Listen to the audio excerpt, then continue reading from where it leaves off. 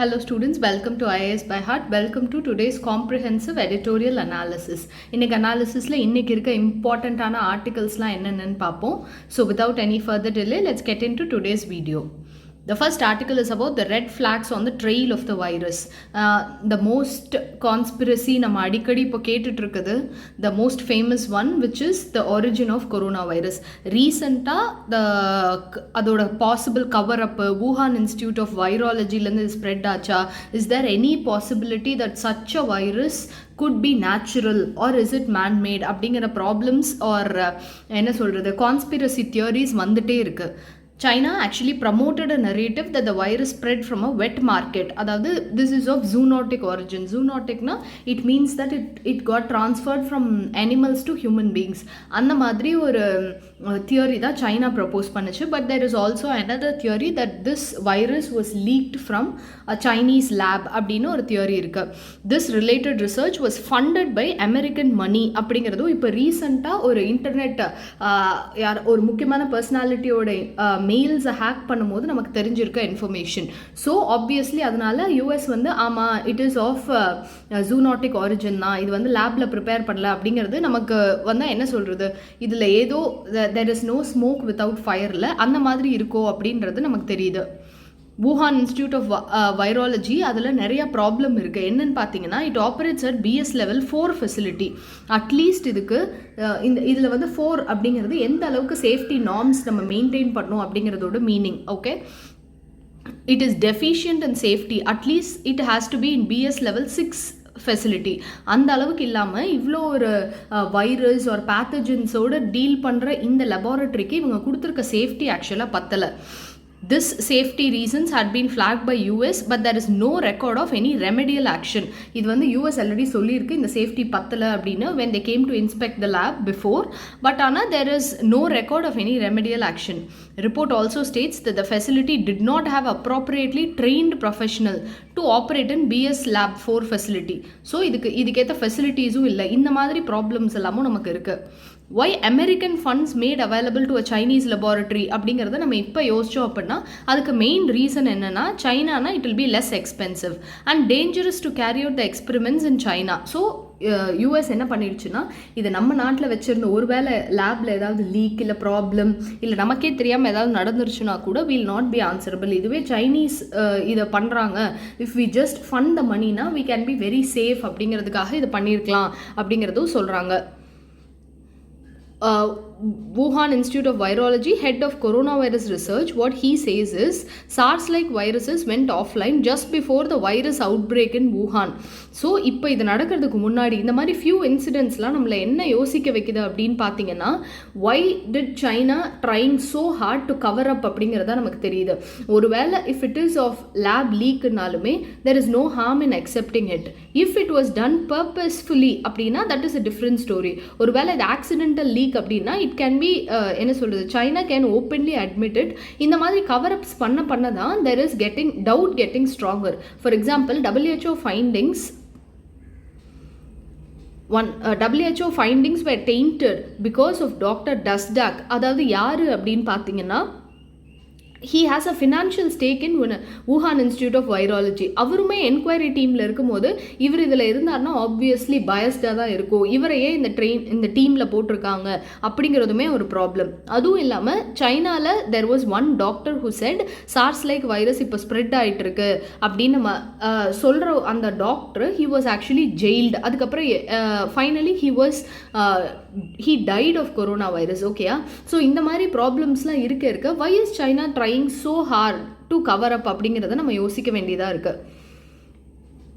இதில் international organisations இல்லைனா international agreements எடுத்துக்கிட்டிங்க அப்படின்னா 1972 we signed an agreement which is Biological and Toxin Weapons Convention. It is also known as Convention on Prohibition of Development, Production and Stockpiling of Bacteriological or Biological Toxin Weapons like virus, இப்போ anthrax virus அந்த மாதிரி virus எல்லாம் store பண்ணி வைக்கிறதுமே ஒரு crime as per the ethical boundaries அப்படிங்கிறத நம்ம பார்த்தோம். Now this இந்த கன்வென்ஷன் எந்த அளவுக்கு ஒரு எம்டியான கன்வென்ஷன் அப்படிங்கிறது நமக்கு தெரியுது. Because it has no systems to verify compliance with its prohibition. For any enforcement mechanism to penalise infringement, இது எல்லாத்துக்குமே இந்த கன்வென்ஷனில் ப்ரொவிஷன்ஸே இல்லை அப்படிங்கிறது இந்த மாதிரி ஒரு டிசாஸ்டர் வரும்போது தான் தெரியுது. These shortcomings have been repeatedly highlighted in the review conferences, but the state parties to BWC have been unable to agree on any measures to address them, thus compromising on biosecurity, willful breaches of the convention. வேணும்னே அந்த கன்வென்ஷனை மீறுறது, அதுக்கப்புறம் பயோசேஃப்டியை வந்து compromise பண்ணுறது. ஒருவேளை அந்த Wuhan லேப்ல இது உண்மையிலே ஒரிஜினேட் ஆயிருந்தா, if it had higher security, then obviously it would be என்ன சொல்கிறது, இவ்வளோ ஒரு பேண்டமிக் மாதிரி ஒரு எண்டமிக்காக இருந்து அதுக்கப்புறம் அந்த நேஷன் மட்டும் அஃபெக்ட் ஆயிருந்திருக்கலாம். இப்படி பேண்டமிக் ஒரு வேர்ல்ட் லெவலில் இது spread ஆயிருக்காது. Smallpox and other viruses have escaped from secure laboratories before. இது முன்னாடியே நடந்திருக்கு. ஃபார் எக்ஸாம்பிள் நம்ம தசாவதாரம்ல பார்த்தீங்கன்னா தெரியும், தட் வைரஸ் என்ன சொல்கிறது, ஒரு ஆக்சிடென்டல் விஷயத்தினால monkey would get killed. ஓகேயா, இந்த மாதிரி accident obviously because human will make error. அந்த மாதிரி இருக்கும்போது we should make sure that the public knowledge is that the US Center for Disease Control and Prevention and the Russian State of Research Center of Virology and Biotechnology are now only two official repositories of smallpox. But there have been persistent fears that they have been disseminated and certain countries are experimenting with genetically modified them. முன்னாடி as per official records smallpoxங்கிற வைரஸை இன்னும் நம்ம வந்து என்ன சொல்கிறது, மக்கள்கிட்ட இருந்து அதை அழிச்சிட்டோம். ஆனால் அந்த வைரஸ் இருந்த ஸ்ட்ரெயின், அதுக்காக இப்போ என்ன சொல்கிறது, இப்போது ரைஸ் ஏதாவது புதுசாக ஒரு ஸ்ட்ரெயின் கண்டுபிடிக்கிறாங்கன்னா அந்த சீடு நம்ம ஸ்டோர் பண்ணி வைப்போம்ல சீட் வால்ட்டில், அந்த மாதிரி இந்த வைரஸோட அஃபீஷியலாக இது 2 இடத்துல தான் இருக்கும், ஒன்று யூஎஸ் இன்னொன்று ரஷ்யா. பட் இருந்தாலுமே இது மெனி கண்ட்ரீஸ் இதை வந்து இல்லீகலாக இந்த வைரஸ் வச்சு ஜெனட்டிக்கலி அதை மாடிஃபை பண்ணி அதுலேருந்து ஏதாவது மெடிசனோ இல்லை வேறு ஏதாவது ப்ராப்ளம் ஏதாவது பண்ண முடியுமா, இல்லை பயாலஜிக்கல் வெப்பன் கிரியேட் பண்ண முடியுமாங்கிற அளவுக்குமே இது போயிட்டுருக்கு. This improved version might be devastating. So இந்த மாதிரி வைரஸஸாக இருக்கட்டும், இல்லை இந்த மாதிரி வைரஸஸ் வச்சு ரிசர்ச் பண்ணுறதா இருக்கட்டும், இதெல்லாம் ப்ராப்ளம்ஸாக மாறுறதுக்கு நிறைய சான்சஸ் இருக்குது. It is an example. இப்போ இந்த corona virus research and the Wuhan Institute of Virology, it is an example of science that has run without ethical restraint, any code of conduct for scientists who appear to breach accountability. So இது வந்து என்ன ஒரு typical case of ethical violation and சயின்டிஸ்ட்க்கு ஒரு moral code of contact இல்லைன்னா என்ன ஆகும் அப்படிங்கிறதோட ஒரு பெஸ்ட் எக்ஸாம்பிள் தான் இது. Such action threatens the very existence of humankind. This is why China's role needs closer scrutiny. இவ்வளோ பேர் இப்போ அஃபெக்ட் ஆகிட்டோம். So it's high time that we should make sure that this is addressed. Next ஆர்டிக்கலில் ஏதோ அம்பேத்கரோட historiography or the book about the light of Asia by Jairam Ramesh. இந்த article எழுதுனதும் இவர் தான். So he is just telling how Buddhism spread, அது எப்படி வந்து விவேகானந்தால் ஆரம்பித்து அம்பேத்கர் வரைக்கும் எவ்வளோ தூரம் இது இன்ஃப்ளூயன்ஸ் பண்ணுச்சு அப்படிங்கிறதுக்காக இவர் எழுதின புக்கு தான் இது. அந்த புக்கை பற்றி தான் இதில் பேசியிருக்காங்க. Just have a read at the highlighted portions alone.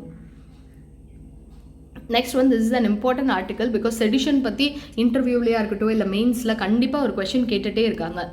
ஸ்ட்ரைடன்ட் criticism of the government will attempt to disaffection or disloyalty towards the கவர்மெண்ட்டா அப்படிங்கிற கொஷின் ரொம்ப நாளாக இருக்குது. ஓகேயா, கவர்மெண்ட் இப்போ ஏதோ ஒரு விஷயம் பண்ணுது, ஒரு சிட்டிசனுக்கு அதை பிடிக்கல அப்படின்னா இந்த நாட்டுக்கே நம்ம துரோகம் செய்கிறோமா இல்லை கவர்மெண்ட்டுக்கு டிஸ்லாயலாக இருக்கோமா அப்படிங்கிற கொஷின் எப்போவுமே வந்து இருந்துகிட்டே தான் இருக்குது. It is an archaic and colonial view that an intemperate attack on incumbent ruler should be met with fierce prosecution for sedition. அதாவது அப்பையிலேருந்தே எப்படின்னா இப்போ ராஜாவை பற்றி தப்பாக பேசிட்டா உடனே சிறையில் அடைங்க அந்த மாதிரி போயிடுவாங்க.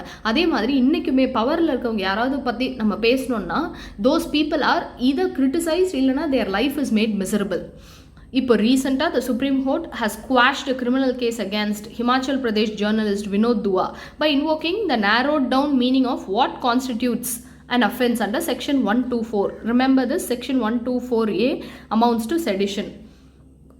1962 கேதார்நாத் கேஸில் என்ன சொன்னாங்க அப்படின்னா, every journalist is entitled to the protection of that judgment which says comment however strongly worded. எவ்வளோ தூரம் தான் கவர்மெண்ட்டை கிரிட்டிசைஸ் பண்ணி பயங்கரமான வார்த்தைகள் யூஸ் பண்ணி நம்ம கமெண்ட் பண்ணியிருந்தாலும் இல்லை கவர்மெண்ட்டை approbation of actions of the government, அதாவது அவங்க கவர்மெண்ட் செய்கிறத ஒத்துக்காமல் இருக்கிறது, அப்புறம் without exciting the feelings that generate public disorder or acts of violence will not be penal. அதாவது என்ன சொல்கிறாங்க அப்படின்னா, எவ்வளோதான் கவர்மெண்ட்டை ஒரு ஜேர்னலிஸ்டாக இருந்துட்டு ஒருத்தர் கிரிட்டிசைஸ் பண்ணுறாரு இல்லைனா கவர்மெண்ட்டோட செயல்களை விமர்சிக்கிறாரு அப்படின்னா அது வந்து செடிஷன் ஆகாது அப்படின்னு கேதார்நாத் சிங் இன் 1962 கேஸில் சொல்லியிருக்காங்க. This is a very important case.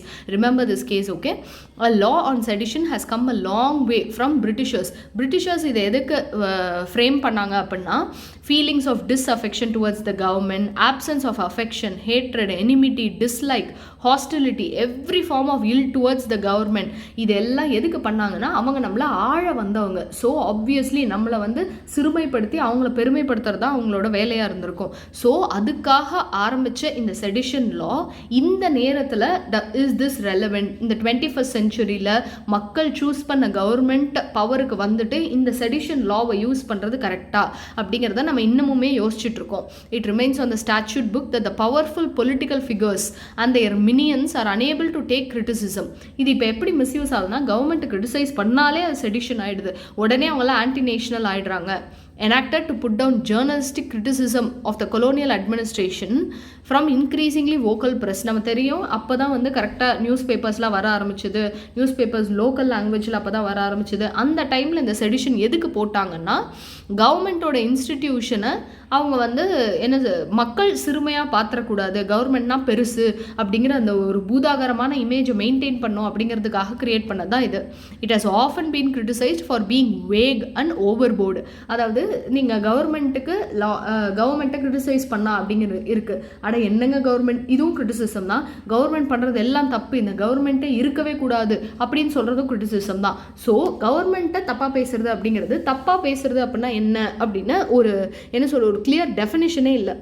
Its use of terms such as bringing government into hatred, contempt, disloyalty and all feelings of enmity, இதெல்லாம் வேர்ட்ஸ். பட் இந்த வேர்ட்ஸுக்கு என்ன டெஃபினேஷன்ங்கிறது நமக்கு இன்னமுமே தெரியாது. It continues to help the police to invoke it whenever there is strong criticism or critical depiction of unresponsive or insensitive rulers. இப்போ யாராவது ஒரு cartoon வந்து கவர்மெண்ட்டை கிரிட்டிசைஸ் பண்ணி வரைஞ்சா கூட அதை அந்த கார்ட்டூனிஸ்ட்டு கூட செடிஷன் அப்படின்னு உள்ளே போட்டுறாங்க. Because drawing is also a form of expression. Everybody is entitled to their own freedom of speech and expression. If he thinks that the government is doing something wrong, the government has to explain it to the people. Common peopleக்கு நிறைய பேருக்கு அந்த notion இருக்குன்னா, it is duty of the government to explain that. அந்த மாதிரி இல்லாமல் இவரை தூக்கி இப்போ யாராவது ஒரு கார்ட்டூனிஸ்ட்டை தூக்கி செடிஷன் உள்ளே போட்டாங்கன்னா the problem does not end there. Disapproval of government actions or measures with a view to altering them by lawful means will not only amount to offense, it is not enough to restrain the authorities from prosecution. The mischief lies in the latitude given to the police by an insecure political leadership.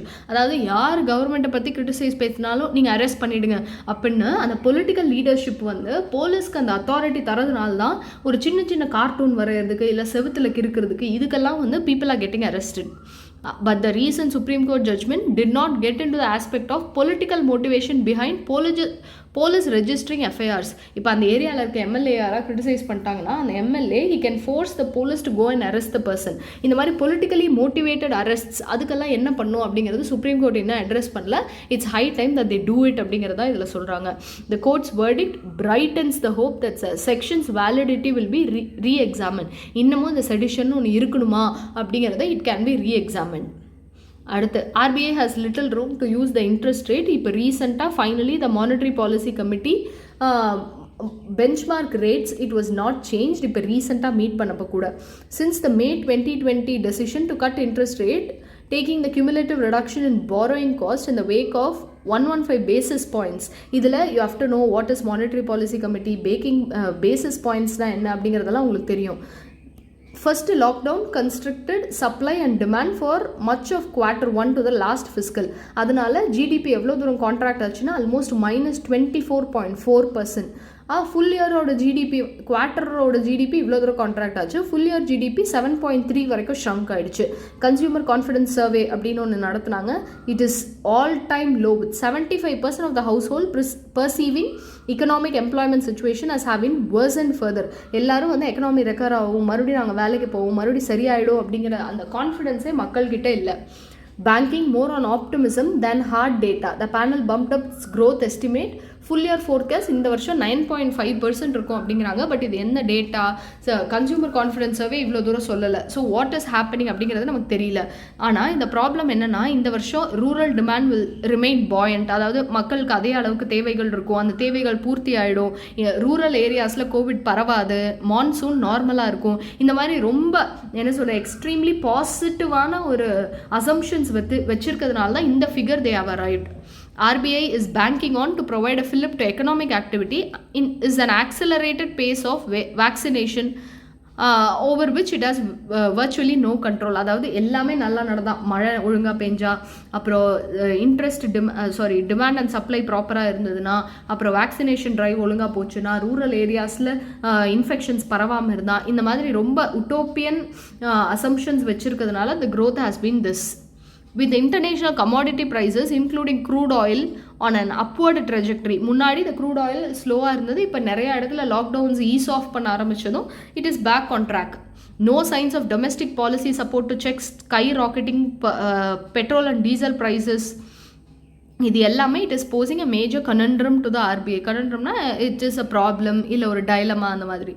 Raising rates could risk hurting the recovery. அதாவது நம்ம interest rate rice பண்ணுறோம் அப்படின்னா banks வந்து loan வாங்காது, banks கிட்ட இருந்து மக்கள் வந்து loan வாங்க மாட்டாங்க. இதுவே நம்ம வந்து இன்ட்ரெஸ்ட் ரேட் ரைஸ் பண்ணல அப்படின்னா த ப்ரைஸ் லெவல்ஸ் மே கோ அப். அதாவது மக்கள்கிட்ட இருக்கிற, அதாவது the people who have power, who have money, they'll have more money. அதனால என்ன ஆகும், இன்ட்ரெஸ்ட் ரேட் ரைஸ் பண்ணல அப்படின்னா இன்ஃப்ளேஷன் அதிகமாக ஆரம்பிக்கும். Inflation is nothing but the rise in the general price level. So இந்த மாதிரி இன்ட்ரெஸ்ட் ரேட் ரைஸ் பண்ண ஒரு ப்ராப்ளம் இருக்குது, ரைஸ் பண்ணலன்னா ஒரு ப்ராப்ளம் இருக்குது. இது ரெண்டுக்கும் நடுவில் ஒரு வித்தியாசமான டைலமால இந்தியா ஹேஸ் ஸ்டக். அதுதான் இந்த ஆர்டிக்கிளோட ஜஸ்ட். அடுத்து behavioural change can reduce transmission. இதுக்கு இந்த ஆர்டிக்கிளில் ஒரு 7 இம்பார்ட்டன்ட் ஸ்டெப்ஸ் சொல்கிறாங்க. அதாவது முக்கியமாக இப்போ நிறையா பேர் மாஸ்க்ஸ் வந்து போடுறதே இல்லை. ஃப்ரம் ஜூலை 2020 இந்தியா சா 5% ட்ராப் இன் மாஸ்க் வேரிங். ஆனால் இந்த கொரோனா வைரஸில் nobody is safe until everyone is safe. இது வந்து மக்களுக்கு இன்னும் புரியல. So it's high time that we bring about behavioural change அப்படிங்கிறதா சொல்கிறாங்க. நம்ம பிஹேவியரில் சேஞ்ச் கொண்டு வரணும். வெளில போகும்போது வண்டி சாவி எடுத்துக்கிட்டு, வீட்டு சாவி எடுத்துக்கிட்டு, அதோட மாஸ்க்கும் சேர்த்து எடுக்கிற அளவுக்கு நமக்கு பழக்கம் வரணும். நார்மல் மேனுக்கு, ஒரு காமன் மேனுக்கு இதெல்லாம் அவங்க பழக்கமாக வர்ற வரைக்கும் இந்த ஸ்ப்ரெட் ஆஃப் இன்ஃபெக்ஷன்ஸ் போயிட்டே தான் இருக்கும் அப்படிங்கிறதா இந்த ஆர்டிக்கிளோட just. First of all we need basic information why mask are effective in COVID transmission. அதாவது மாஸ்க் போடுறதுனால வர பாசிட்டிவ்ஸ் என்ன, போடலன்னா வர நெகட்டிவ்ஸ் என்ன, இதை மக்கள் சொல்லணும். எங்கே மாஸ்க் போடணும், எங்கே மாஸ்க் போடக்கூடாதுன்றது அவங்களுக்கு தெரியணும். We should not discount or put down people's beliefs or misconceptions but counter them with credible facts. அதாவது மாஸ்க் போடாத ஒரு குரூப் ஆஃப் பீப்புளுக்கு எவ்வளோ தூரம் இன்ஃபெக்ஷன் ஃபாஸ்ட்டாக ஸ்ப்ரெட் ஆயிருக்கு, மாஸ்க் போடுறவங்களுக்கு எவ்வளோ கம்மியாக ஸ்ப்ரெட் ஆயிருக்கு, இந்த மாதிரி டேட்டா போட்டு அது காமன் மேனுக்கு புரிகிற மாதிரி பண்ணணும். அடுத்து, not everyone has the same information needs. Some believe that mask prevent, whereas some agree that mask do prevent infection but do not wear them consistently or correctly for various reasons. Mask எடுத்து போ மறக்கிறதா இருக்கட்டும், இல்லை mask போடுறதுக்கு சோம்பேறித்தனமாக இருக்கட்டும், அந்த மாதிரிலாம் இருந்தால் அந்த government it self, for example இப்போ டிராஃபிக் போலீஸே யாராவது ஒரு 4 பேர் பார்க்குறாங்க, ஒரு மாஸ்க் போடல அப்படின்னா he can give those people mask போடுங்க அப்படின்னு கம்பல் பண்ணலாம். மாஸ்க் போடாததுக்கு ஃபைன் போடலாம். we need to communicate the benefits of mask wearing. அதுக்கு வந்து ஒரு அவேர்னஸ் மாதிரி கிரியேட் பண்ணணும். அட்வர்டைஸ்மெண்ட்ஸ், ரேடியோ, அந்த மாதிரி. we need to highlight the stories that show COVID-19 infections are low among communities where mask wearing is high. இது எல்லாமே எப்படி டிஃப்ரெண்ட்டாக அவேர்னஸ் நம்ம கிரியேட் பண்ணலாங்கிறதா இதில் சொல்லியிருக்காங்க. we need to create a positive social norm around mask wearing. people are more likely to practice if everyone else is doing. அதாவது எல்லாரும் பண்ணுறாங்க, நம்ம மட்டும் பண்ணல அப்படின்னா இது வந்து என்ன சொல்கிறது, நம்மளை வந்து ஆஸ்ட்ரசைஸ் பண்ணிவிடுவாங்க. இல்லைனா பாரு இவ்வளோ ஒரு ப்ராப்ளம் போயிட்டுருக்கு, இவன் மட்டும் மாஸ்க் போடாமல் எவ்வளோ இர்ரெஸ்பான்சிபிளாக இருக்கான், அந்த மாதிரி சொசைட்டி பார்க்க ஆரம்பிச்சிருச்சு அப்படின்னா மாஸ்க் போடுறதை எல்லாருமே பண்ணுவாங்க அப்படிங்கிறத சொல்கிறாங்க. we need to enforce correct and consistent mask wearing. Mask வந்து மூக்கு கீழே போடுறது, இல்லைனா வந்து என்ன சொல்கிறது, யூஸ் பண்ண மாஸ்கே திரும்ப யூஸ் பண்ணுறது, கீழே கிடந்தது அந்த மாஸ்க் யூஸ் பண்ணுறது, இந்த மாதிரிலாம் இல்லாமல் மாஸ்க்னால் அது எப்படி யூஸ் பண்ணணும், அதே மாதிரி எப்பெல்லாம் யூஸ் பண்ணணும், கன்சிஸ்டண்ட்டாக யூஸ் பண்ணணும் அப்படிங்கிறத மக்களுக்கு சொல்லணும். we need compassionate leadership. leaders at every level can play a positive and negative role. அதாவது பெரிய இன்ஃப்ளூயன்ஸ் பீப்புள், இல்லைனா பீப்புள் இன் சினி இண்டஸ்ட்ரி, இவங்கெல்லாமே இதை இன்ஃப்ளூயன்ஸ் பண்ணணும். Region, politics and profit have no role. We are in such a dire situation. அதனால் இப்போ போய் இதை பாலிட்டிசைஸ் பண்ணுறது அதெல்லாம் பண்ணக்கூடாது. We need responsible media. மீடியாவுமே என்ன பண்ணணும் அப்படின்னா, நிறைய பேர் வந்து இல்லை கொரோனா வைரஸுங்கிறதே பொய் அப்படின்லாம் தியரி சொல்லிட்டு இருக்கவங்கலாம் இருக்காங்க. மாஸ்க் போட்டால் இது பரவாதுங்கிறத நம்பாதவங்களும் நிறைய பேர் இருக்காங்க. அதெல்லாம் இல்லாமல் we have to make sure that people believe that corona வைரஸோட ஸ்ப்ரெட் வந்து இதனால குறையும் அப்படிங்கிறத மக்கள் நம்பணும். people feel that there may be no point in doing anything if it is all doom and gloom. எப்படியும் எல்லாரும் சாக தான் போகிறோம், ஓகே எப்படியும் கொரோனா வைரஸை கண்ட்ரோல் பண்ண முடியல, நான் மாஸ்க் போடாதனால தான் பரவ போதா, இந்த மாதிரிலாம் பேசுகிறவங்களுக்கு we should make sure that என்ன சொல்கிறது, ப்ராப்பர் டேட்டா இருக்குது, அவங்களுக்கு புரியவும் வைக்கணும். We should share information and we should not share misinformation or disinformation on social media. We need to invest in a comprehensive behavioral approach to address COVID-19 behavior. Understanding, predicting and sharpening human behavior is a science too. அதாவது இந்த மாதிரி ஒரு crisis situationல how we are behaving அப்படிங்கிறது ஒரு இம்பார்ட்டண்ட்டான விஷயம். It is less expensive way of digging ourselves out of the hole we are currently in. அதாவது already நம்ம ப்ராப்ளமில் இருக்கோம், இன்னமுமே இந்த ப்ராப்ளம் டீபெண்ட் பண்ணாமல் இருக்கிறதுக்கு இதெல்லாம் ஹெல்ப் பண்ணும் அப்படிங்கிறதா இதில் சொல்கிறாங்க. Next one, the question of nuance. இதில் ஒன்றும் சொல்லலை, எப்படி வந்து எடிட்டோரியல் வந்து ஹெல்ப் பண்ணியிருக்கு அப்படிங்க, editorial how important it is அப்படின்னு இதில் சொல்கிறாங்க. யூ பீங் அன் ஆஸ்பிரண்ட், இப்போ தான் நீங்கள் பேப்பர் படிக்க ஆரம்பிச்சிருக்கீங்க அப்படின்னா just have a look at this article. And then this one, this is a very important article, recognizing sex work as work. அதாவது adults who earn by providing sexual services should be granted basic labor rights. நம்ம இந்தியனோட கஸ்டமும் சரி கல்ச்சரும் சரி என்ன பண்ணுது அப்படின்னா, we are trying to see sex workers as people who are victimized, இல்லைனா what they are doing is very wrong. இப்போ drugs கடத்துறது அந்த மாதிரி என்ன சொல்கிறது தப்பான லிஸ்ட் ஆஃப் விஷயத்தில் we have placed sex work also. And also we also think that இந்த மாதிரி செக்ஷுவல் ஒர்க்கில் இருக்கவங்க எல்லாருமே ரொம்ப பயங்கரமாக விக்டிமைஸ் பண்ணப்பட்டு இல்லைனா ஏமாற்றி அவங்க தான் இந்த ஃபீல்டில் இருக்காங்க அப்படின்னு நம்ம நினைக்கிறோம். ஆனால் as per survey நிறையா பேர் rehabilitation by government and NGOs பண்ணாலும் கூட many women chose to remain in the sex work despite opportunities to leave. அந்த மாதிரியும் நிறையா கேசஸ் இருக்குது. அதுவும் இல்லாமல் everybody has the right to their own body. If somebody wants to sell their body to earn money அப்படின்னா they should also be given recognition in this society, provided it is not forced by anyone, it is the individual's choice, etc. So I would advise you to read this whole article because I think this whole article is very important. If you are a female candidate, what do you think of this அந்த மாதிரி கூட கேட்கலாம். உங்கள் emotional இன்டெலிஜென்ஸை வந்து analyse பண்ணுறதுக்கு இல்லை நீங்கள் என்னென்ன ஆங்கிள்லாம் யோசிச்சிருக்கீங்க அப்படின்னு யோசிக்கிறதுக்கும் இந்த ஆர்டிக்கல் வந்து it will be very helpful. Kindly read the whole article. It is time that we rethink sex work from labor perspective. We recognize their work and guarantee them at least basic labor rights. Like இவ்வளோ டைம்லேருந்து இவ்வளோ time தான் work பண்ணணும், இவங்களுக்குமே கொஞ்சம் சொசைட்டியில் கொஞ்சமாவது recognition இருக்கணும், அந்த மாதிரியெல்லாம் it's high time that we do that. Judiciary is moving in the direction of recognising sex workers the right to their livelihood. அவங்களுக்குமே தே நீட் ப்ராப்பர் என்ன சொல்கிறது சேலரி அந்த மாதிரி இருக்கணும். To run a sexual place that is wrong. Okay, if somebody is choosing it out of their own interest, இல்லைனா வேறு வழி இல்லாமலோ ஏதோ ஒன்று, if they are doing it they have the right to their body, then they can do it அப்படிங்கிறத இதில் சொல்கிறாங்க. Parliament must also relook at the existing legislation and do away with the victim rescue rehabilitation narrative. அதாவது யாராவது ஒருத்தவங்க ஏமாற்றி கொண்டு வந்து இவங்களை இந்த மாதிரி ஒரு இடத்துல விட்டுருப்பாங்க. கவர்மெண்ட்டோட வேலை என்னென்னா அவங்கள அங்கேருந்து ரெஸ்கியூ பண்ணி அவங்கள வேறு வேலை செய்ய வைக்கிறது தான். அதாவது people who are interested, yeah they can do that. If people are not interested, they want to stay in this பிஸ்னஸ்னா they can be let. During these times of crisis, this is all the more important. அதாவது அதுவும் இந்த corona virus டைமில் they will be more affected because obviously social distance maintain பண்ணுறதா இருக்கட்டும், மாஸ்க்ஸாக இருக்கட்டும், இந்த மாதிரி this is the time where they are very much severely affected. So it's high time that அவங்களையுமே நம்ம ஒரு ஹியூமனிட்டி பெர்ஸ்பெக்டிவோட பார்க்கலாம். நீங்கள் இந்த ஆர்டிக்கல் படித்து முடிக்கும் போது you may not agree with what the author has set. அதாவது தமிழச்சி தங்கபாண்டியன், நீங்கள் இவங்க சொல்கிற இந்த வியூஸ் எல்லாம் நீங்கள் அக்செப்ட் பண்ணாமல் கூட இருக்கலாம். But the thing is, you have to make sure you form your own opinion. If you are totally contrast to yes it should be decriminalized, sex working is not work at all அப்படி நீங்கள் சொல்கிறீங்கன்னா you have to substantiate with your own points. Okay, And finally இந்த டேட்டாவில் என்ன சொல்கிறாங்கன்னா, this data will surely change as you are going to write your prelims in October only. Only 44% of India's population over the age of 60 has received the first dose. தமிழ்நாடுல at least ஒரு 20% தான், UP 28, Assam 30. Less than 30% of the senior citizens have received the first dose. Overall, only 19% of the country's adult population has received at least first dose. Barely 4% of them in all major states have received both doses. 4% தான். இது எப்போ ஆரம்பிச்சது அப்படின்னா, மார்ச்சில் ஆரம்பிச்சது lockdown. Vaccine கண்டுபிடிச்சே ஒரு வருஷம் ஆக போகுது. இப்பயுமே இன்னும் 4% தான் 2 டோஸுமே போட்டிருக்காங்க. While the overall vaccination rates have been increased, there needs to be ramped up further over significant share of the population. இன்னும் கொஞ்சம் நிறையா ஷேர் ஆஃப் த பாப்புலேஷனை கவர் பண்ணுறதுக்கு we should take efforts அப்படிங்கிறது தான் இந்த டேட்டா. ஓகே, மற்றபடி this data is prone to change in the 3 or 4 months that is yet to come. Okay, so that's all for today's class. I hope I have covered all the important articles. You can read this highlighted PDF from our blog. The link will be given in the description box below. So that's all for today. Tune in tomorrow for tomorrow's editorial. Thank you.